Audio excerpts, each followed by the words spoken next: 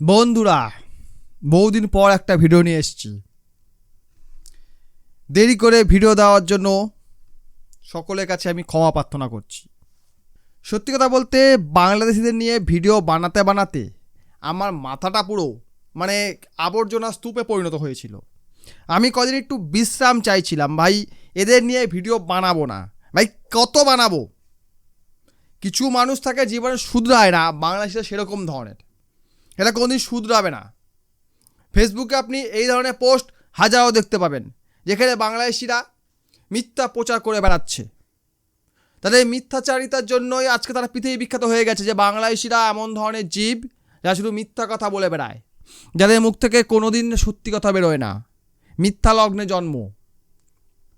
যাই হোক, এই বাংলাদেশিদের নিয়ে অনেক কথা বলেছি, আগামী দিনেও আমি বলবো। যদি আপনি বাংলাদেশিদের আসল তথ্য জানতে চান, এই চ্যানেলটি সাবস্ক্রাইব অবশ্যই করবেন। বাংলাদেশিরা ভিক্ষা চাওয়ার নতুন পন্থা আবিষ্কার করেছে। তাদের বড় ভাই অর্থাৎ পাকিস্তান, তাদের রাষ্ট্রীয় পেশা হচ্ছে ভিক্ষাবৃত্তি করা। সেই পাকিস্তানের থেকে শিখেছে এবং ভিক্ষা চাওয়ার নতুন পন্থা আবিষ্কার করেছে। যেমন পাকিস্তানিরা কি বলে, আমরা বলিউডের সিনেমা দেখব না, আমরা বলিউডকে বয়কট করব। কিন্তু পাকিস্তানে যত রকম সিনেমা চলে তার মধ্যে 70 থেকে 75% সিনেমা ভারতীয় বলিউডের সিনেমা। সেরকমই বাংলাদেশিরা বলছিল, আমরা বাংলাদেশে আইপিএল সম্প্রচারণ করব না। কিন্তু বর্তমানে কি হলো? বর্তমানে আমরা দেখলাম বাংলাদেশে নতুন সরকার এসে আইপিএল টেলিকাস্টের ওপর লাগানো ব্যান তুলে নিল। বিসিসিআই মুস্তাফিজুরকে আইপিএল থেকে বহিষ্কার করেছিল।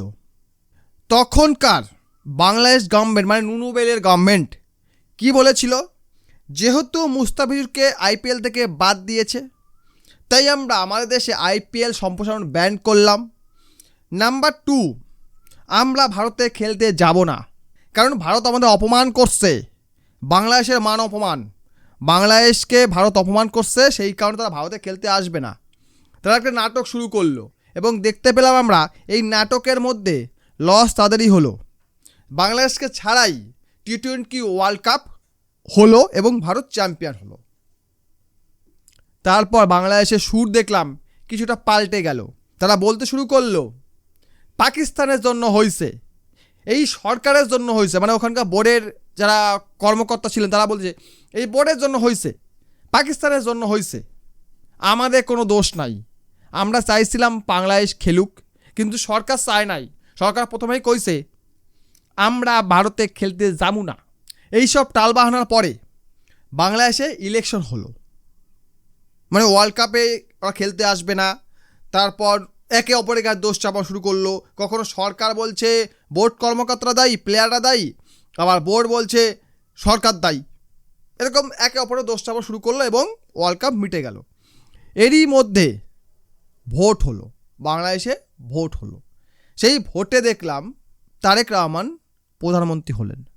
তিনি প্রধানমন্ত্রী হওয়ার পর সবার আগে ভারতের সঙ্গে সম্পর্ক মসৃণ করা শুরু করলেন, ভারতের সঙ্গে কথাবার্তা শুরু করে দিলেন। যেহেতু উনি বিদেশে ছিলেন, শিক্ষিত মানুষ, বাইরের জগৎ দেখেছেন, উনি ভালো করেই জানেন বাংলাদেশ হচ্ছে মূর্খদের দেশ। এখানকার মানুষকে যেমন বোঝানো হয় তেমনই বোঝে।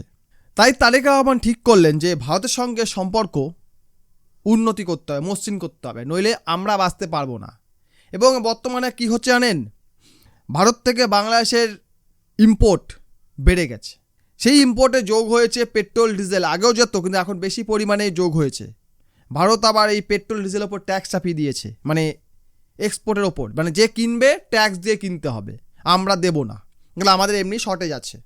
তো এখন কথা হচ্ছে যে তারেক রহমান ভারতের সাথে সম্পর্ক উন্নত কেন করতে চাইছে, তার কারণটা কি? তার কারণ একটাই, ইকোনমিক রিলেশন ভালো না করলে বাংলাদেশ সারভাইভ করতে পারবে না।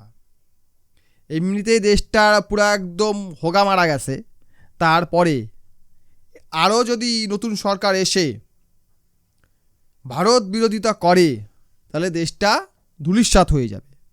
18 মাসে যা ক্ষতি হওয়ার হয়ে গেছে, তারেক রহমানের সরকারের ওপর 3 লক্ষ কোটি টাকা এক্সট্রা ঋণ রয়েছে, যেটা ইউনিস গভর্নমেন্ট করে গেছে। ইউনিস গভর্নমেন্ট বাংলাদেশ রিজার্ভে $14 বিলিয়ন জমিয়ে গেছে, কিন্তু সেটা লোন নিয়ে কিছুটা খাইছে, বাকিটা রেখে দিয়া বলছে আমরা টাকা রেখে গেলাম। কিন্তু দেখা গেল কি ওই টাকাটাও কুলোচ্ছে না, কারণ এত টাকা বকেয়া পড়েছে, ইলেকট্রিক বিল জমা, আচ্ছা বিদেশি ঋণের কিস্তি দেওয়া হয়নি, এরকম বহু টাকা পড়ে আছে, দেওয়া হয়নি। সেগুলো তিনি রিজার্ভে রেখে বলছেন আমি এত টাকা বাড়িয়ে দিয়ে গেছি। বাংলাদেশ এমন একটি দেশ যারা চলে পরিযায়ী শ্রমিকের রেমিটেন্সের ওপর।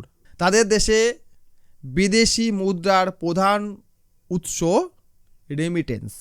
এই তারেক রহমান সরকার আসার পর ভারতের সঙ্গে সম্পর্ক উন্নতি করতে জোর দিলেন এবং সবার আগে তিনি কি করলেন, আইপিএলের ওপর যে ব্যান ছিল সে ব্যানটা সরিয়ে নিলেন।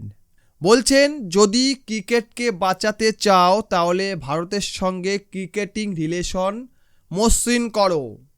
যদিও কিছুদিন আগে আমরা শুনছিলাম বোর্ডের সঙ্গে সরকারের সংঘাত চলছে, এই সংঘাত যদি আরও দীর্ঘস্থায়ী হতো তাহলে বাংলাদেশ হয়তো ব্যান হতো, মানে আইসিসি বাংলাদেশকে ব্যান করে দিত। কিন্তু সংঘাতটা সম্ভবত মিটে গেছে, তাই সেরকম কোনো নিউজ পাওয়া যাচ্ছে না।